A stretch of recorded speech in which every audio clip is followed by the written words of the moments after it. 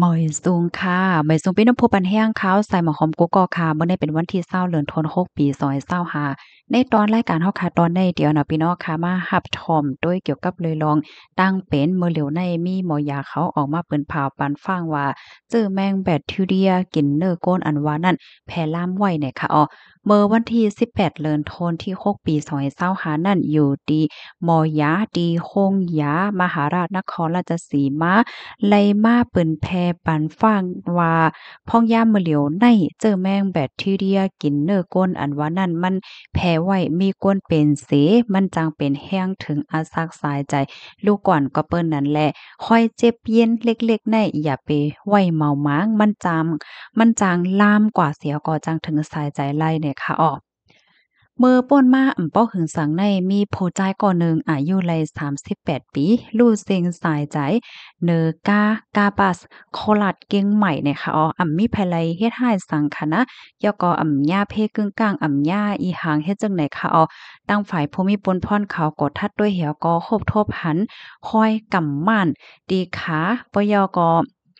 เหมือนจังว่ามีเลือดจึมหลงไหวเฮ็ดจังไหนอะค่ะ กำในหมอยักษ์เขาก็เอาทัดได้ทัดว่าด้วยเหตุก็ไลโฮว่าอันที่มันใจรู้สึงสายใจกว่านั้นเป็นย้อนเปอว่าเจอแมงแบคทีเรีย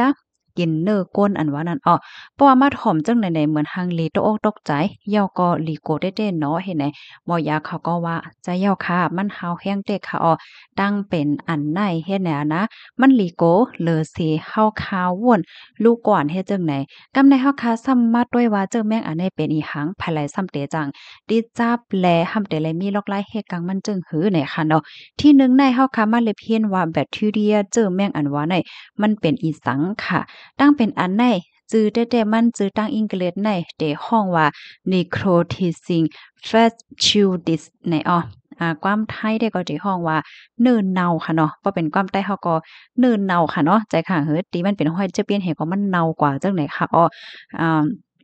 อำนั้นก็ฮ้องว่าแบคทีเรียเจอแมงกินเนื้อก้นอันว่านั้นยาวค่ะมันเฮียงเลยเปิ้นฮ้อแบคทีเรียอันในหลานไหนก็เพราะว่ามันลีโกน่ะค่ะเนาะมันเฮ็ดให้เนื้อในลามเจ็บเย็นเน่าลงกว่าไว้แห้งหนาให้ไหนค่ะค่ะกำในเฮาค่ะสำมาด้วยค่ะนะว่าหำหือแลติจับไหลตั้งเป็นอันไหนค่ะนะก็ก้นที่อันยาห้อยเจ็บค่ะเนาะว่าติยาห้อยผ้าว่าหังว่าจังได๋หมาท่ายานำโวยหังเหมือนจังว่ามีห้อยเจ็บเย็นอีดออดแหวก็กว่าเตานำปังหลายกว่าเตานำโวยหังนำอันมดใสแล้วก็มีห้อยเหมือนจังว่ากงห้าหอยห้าจังได๋มาคิดมาขันเมื่อพ้องตีกว่าเล่นน้ำหาสังหาเลยจังไหนเนี่ยก็มันเตจังเฮ็ดให้เจอแมงในล่ามเขาดีในเนิ่นหนังเฮาคาเลยเสียก็มันติโคบเหก็ล่ามลงกว่าเฮ็ดไหนคะเพราะว่ามันลามเกาะติ๊กๆเนี่ยมันสิเฮ็ดให้เนื้อเนี่ยมันเน่ากว่าเฮ็ดจั่งใดบางก้อนในเมื่อกลางไหนเนี่ยเป็นห้อยแก้มจะหญ้าเหมือนจั่งว่าหญ้าขิดหญ้าขดเป็นห้อยเป็นหังเฮ็ดไหนก็เพราะว่ากลางค่ำมาในเนื้อในซัมบ่เน่าอะสังว่าจั่งไหนยาวเฮ็ดไหนคะนะบางก้อนเนี่ยมันลามเข้าถึงที่ในเส้นเลือดหาวแห้งน่ะเฮ็ดให้แห้งเลือดก็ลงลื่นสุดก็ลืมโตกว่าไหลให้ไหนคะข้อที่2ค่ะเฮาค่ะที่ฮู้ไหลจึงหือว่าเป็นเหย้าค่ะมันในฝังหางเฮ็ดจึงหือพองเฮ็ดจังไหนคะนะมันก็เตแต่มีห้อยไก่เหลียงๆฮ้อนๆเฮ็ดจังไหนคะก็นั้นแหละสางเจ้าหนังว่าเฮาคายหญ้าห้อยผ้าห้อยมีดห้อยอิหยังมาขิดมาโขดให้เนิ่นหนังเฮานั่นมันจะค่ะเพราะว่ามันไกลมันเหลียงมันฮ้อนมันเจ็บน่ะ มันเจ็บเด็ดเจ็บวาวอะเหมือนมะกุปอเขายามเป็นให้มันเจ็บตานหน่ายแหน่เนาะก็ให้เลยวนแววว่ากับในหั้นมันเตะๆมีมาเที่ยงนำใสๆอำนั้นก็นำเลิศแหลงเฮแลผิวเนินหนังในเป็นม่านก่ำลำกว่าเนาะมีลมหนาวหนาวกัดสั่นต้องคนไข้ฮักอ่อนๆมีแฮ้งเหอออกเหอแตกใจเต้นเจ้านาย เพราะว่าเป็นไว้เฮ็ดไหนแหนมใจค่ะก็ไฮไลต์คลิปแนตกว่าหาหมอยาลาเฮ็ดไหนกับในข้อที่3พะไลพองค่ะอันมีตื้อตั้งเตเป็นตั้งเป็นอันในไลให้เนี่ยเนาะมื้อเลียวในค่ะนะว่าที่เป็นก้นอายุเซียนไหลก็ กึ่งดีเลยฟังนั่นค่ะน่ะเนาะก็เปิ้นว่าเมื่ออ่อนตั้งได้ก็ได้เป็นก้นที่อายุ50ขึ้นหรือ5สัง5เฮ็ดจังเนี่ยนะเมื่อเลียวได้เป็นก้นหนุ่มก้อยก็หำจังเป็นละอยู่ตั้งเป็นอันไหนเนี่ยค่ะอ้อก้นที่อันเดจังไรเจอแมงอันใดก็แน่นอนค่ะเป็นก้นที่อันย่ามแมงคบย่ามมิดย่าผ้าหวาดย่าเพกึ่งก้างเหี่ยวก็กะขดกะขีดให้อีหังเฮเมียวๆเป็นห้อยเจ็บห้อยเย็นกว่ามาแทงก้นที่เป็นตั้งเป็นเยาหวานตั้งเป็นตับตั้งเป็นแคนเซอร์ตั้งเป็นมองคอตั้งเป็นแห้งกำทานโต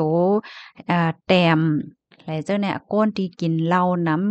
ำสู่ซ้ำกินยาเมากำเนาะป้าอยู่ริมเต็มโทนเฮ็ดไหนยอกอก้นที่อันใกล้เลียนน้ำอันกว่าเตาน้ำกว่าเตากลมเหมือนจังว่าก้นเฮ็ดนาเฮ็ดสนเนาะป้าเจ็มก้นอันกว่าแหลกว่าแอวน้ำปังหลายสีซ้ำกว่าหญ้าควายว่าหางว่าคิดขดเป็นห้อยเจ็บเย็นว่าสังว่าเจิ้นไนเฮ็ดไหนคะอ้อ มังมังมันมียามีก้นค่ะว่านะเขาก็แอวปังหลายเขาก็ย่าหอยเปิกหอยเนี่ยค่ะนะมาขิดอีเหลียวก้อยค่ะเผื่อว่าปอขึ้นมาเฮิรนไล2วันเนี่ยก็ค่อยเจ็บในก็ลามลงกว่าค่ะเจอเมี่ยงในสืบเข้ากว่าในเส้นเลือดเสถึงตีไลเอาขาแปดเอาขาแปดนั่นน่ะเนาะเมื่อเร็วที่เมืองจะป่านในก็ตั้งเป็นอันในแพร่ล่ามไว้จังได๋ค่ะหมอยาเขาก็มาปันฟังค่ะเนาะค่อยเจ็บเล็กๆลอกๆใน อย่าไปไว้เมาม้างให้แหน่อะเนาะก้นที่อันก่อนเล่นนำทะเลปังหลายเลยจังไหนในบางป้อมันจะมีหอยมีกาบอ้องแง่มีหางเฮ็ดจังเนี่ยนะเจ้าหมาขินเนี่ยนะมันจะมีมใจหาป้อมสั่งถูกเข้าคักก็เตอก็คิดย่าในจังเป็นไรในข่าวกำนันไลไฮไลสตีเนี่ยค่ะที่ในเมืองไทยก็เหมือนกันเหย้าเฮ็ดจังไหนเนี่ยค่ะว่าเนาะอันโหลและสติแห้งน่ะได้ก็เปิ้นตีนำป้อมหมดไสยอก็ในนาก้นตีก็เตานา แล้วจังได๋เพราะว่ากว่าเฮ็ดหน้าไหนใส่ซอกดินโอดอันที่ดินเฮาเติ้นนำในก็ได้เติ้นลอดเพเนี่ยค่ะข้อที่สี่ค่ะเพราะว่าเป็นยาวซ้ำเดและยดยาจึงหือไหนเนาะ ลองตั้งมันในแต่กอหมอเขาในเตผ่าแปดเตเธอแปดเนื้ออันที่มันเป็นเจ็บเป็นหังจังได๋เอาออกเป็นมดๆเฮ็ดให้เขาว่านะป้อมนั้นนี่มันลามอะมันลามแล้วก็ปันกินยาว่าซังว่าเจ้านายเฮ็ดจั่งใดคะกับในข้อที่5ค่ะลอกลายเหตุกังมันคาโลซ้ำเตละเฮ็ดหือเนี่ยอันนี้รองใหญ่ค่ะเนาะพี่น้องเฮาค่ะตั้งเป็นอันแน่ๆมั่นใจว่าติดจับกันอันก้นต่อก้นค่ะเนาะ ก้อยกะว่ามันเตมาจอมที่อันเฮาค่ะมีห้อยเจ็บห้อยเย็นไหลจนในเฮ็ดให้ออกกำนั่นแหละสติค่ะเนิ่นหนังเฮาค่ะในอย่าไปปันให้มันมีห้อยเจ็บห้อยเย็น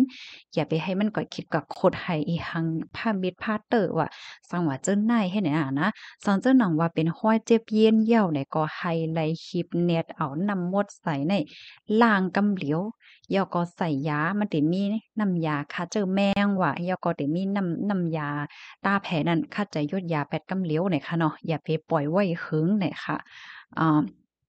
ยอก็อันที่เฮาคามาใส่ห้อยเจี๊ยบเยียนเฮาว่ากูสำเสียนเปิงเนี่ยได้แลหมดใสเนาะยอแทงอันหนึ่งก็เมื่อพ้องที่เฮาคาเป็นห้อยเจ็บห้อยเยียนอยู่นั่นอย่าไปลงเล่นนำค่ะเนาะว่าจะเป็นอันอ่างน้ำที่อันเปิ้นเฮ็ดไว้ปันก็แลสังยอก็อ่างน้ำที่อันก้นมาแอวมันแหละจ้อมกันนำๆมันลุยจ้อมกันนำๆแน่อะค่ะเป็นอะไรเปิ้นที่อันแจนำว่าสังว่าจังได๋เพราะว่าเฮาค่ะเป็นห้อยเจ็บเยียนน่ะอย่าไปลงเตาน้ำให้ไหนค่ะ เขาก็ฟังด้วยห้อยเจ็บเยียนเฮาคานั่นสังว่ามันไกลมันเหลียงมันเจ็บมันออกตุ่มนำมันหลำมันก่ำในจึงเนียดกว่าหาหมอกำเหลวเฮ็ดให้ค่ะค่ะข้อมูลอันในค่ะเลยปีมาที่ห้องการข่าวสดออกไว้เนี่ยค่ะนะก็แค่ย้อนให้พี่น้องเฮาค่ะสืบหมอกลาดต่อๆกันกว่า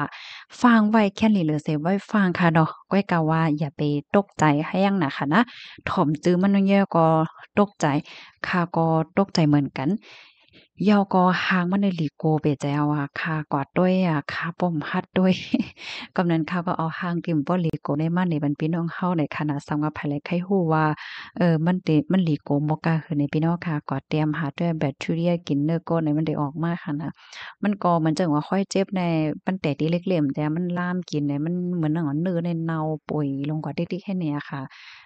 มันเป็นไว้เฮ็ดแนวค่ะก็ย้อนให้กูก็อยู่ลิกินหวานในรถเพกันค่ะเนาะฟังสตินำเสกำในค่ะเนาะเมอไปเป็นได้เฮ็ดกังไรค่ะนะค่ะหมอยทรงค่ะ